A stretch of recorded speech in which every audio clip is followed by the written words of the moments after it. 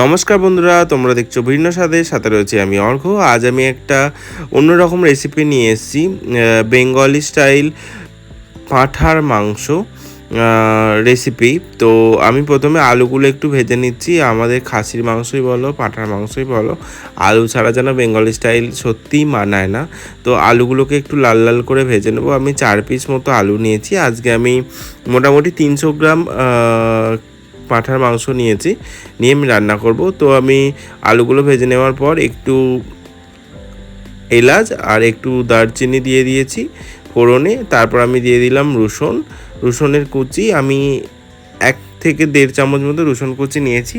তোমরা চা চামচ নিলে 1.5 চামচ নেবে, আর টেবিল চামচ নিলে 1 চামচ নিলেই হয়ে যাবে। একটু রসুনটা গোল্ডেন ব্রাউন হওয়া পর্যন্ত অপেক্ষা করব। তারপর আমি দিয়ে দেবো পেঁয়াজ কুচিটা।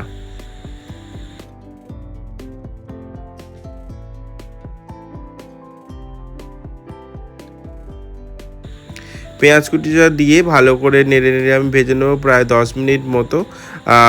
তো চলো পেঁয়াজ কুচিটা খুব ভালো করে ভেজে নিই। একটু নরম হয়ে যাওয়া পর্যন্ত অপেক্ষা করব। একটু নুন দিয়ে দিলাম যাতে ভালো করে নরম হয়ে যায়। এদিকে আমি মাংসটা ম্যারিনেট করে রেখেছিলাম। আমি একটু টক দই, হলুদ গুঁড়ো, লঙ্কা গুঁড়ো, জিরে গুঁড়ো, ধনে গুঁড়ো আর অল্প একটু সরিষার তেল দিয়ে আমি 2 ঘন্টা মতো ম্যারিনেট করে রেখে দিয়েছিলাম পাঁঠার মাংসটাকে। তো ওইদিকে আমাদের পেঁয়াজটা ভাজা হয়ে গেছে। তো এই জায়গায় আমি দিয়ে দেবো ছোট্ট ছোট করে কুচিয়ে রেখেছিলাম টমেটো। সেই টমেটোগুলো কুচিগুলোকেও দিয়ে দিলাম, দিয়ে কিছুক্ষণ ভেজে নেব।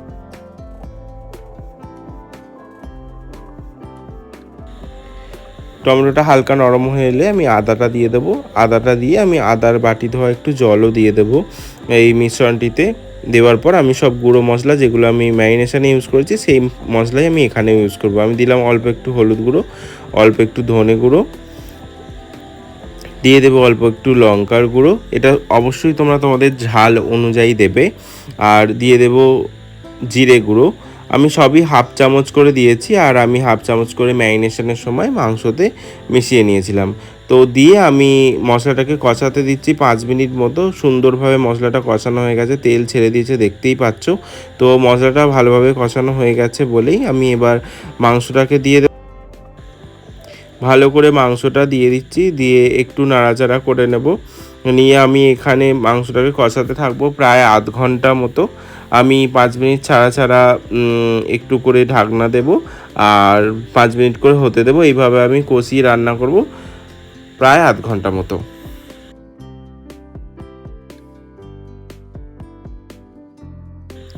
দেখতেই পাচ্ছ মাংসটা খুব সুন্দরভাবে কষানো হয়ে গেছে, তেল ছেড়ে দিয়েছে। আমি এবার কিছু কাঁচা লঙ্কা দিয়ে দিলাম, আর দিয়ে দিচ্ছি পরিমাণ মতো নুন, কারণ কি আমরা ম্যারিনেশনে নুন দিইনি।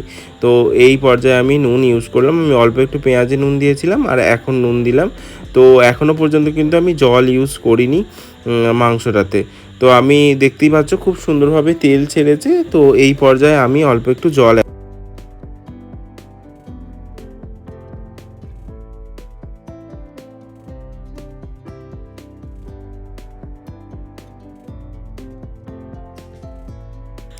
ম্যারিনেশনের যে বাটিটা ধুয়ে রেখেছিলাম সেই বাটি ধোয়া জলটাই আমি দিয়ে দিচ্ছি। দিয়ে আমি একটু ফুটটার জন্য টাইম দেবো। এই সময় কিন্তু গ্যাসের ফ্লেম একদম হাই রাখবেন, তার কারণ জলটা আমরা ঠান্ডা ইউজ করছি। এই পর্যায়ে জলটা আমরা ঠান্ডা ইউজ করছি। এরপর যে জলটা আমরা ইউজ করব সেটা কিন্তু আমরা ঈষৎ উষ্ণই ইউজ করব। তো ঢাকনা দিয়ে বেশ কিছুক্ষণ হতে দিলাম। 5 মিনিট পর ঢাকনা খুলে এবার যে জলটা আমি ইউজ করছি, আমি বড় কাপে 1.5 কাপ মতো জল ইউজ করলাম। এটা কিন্তু পুরোটাই জলটা আগে থেকে গরম করা ছিল। দেখতেই পাচ্ছ ফুড কিন্তু নষ্ট হয়নি।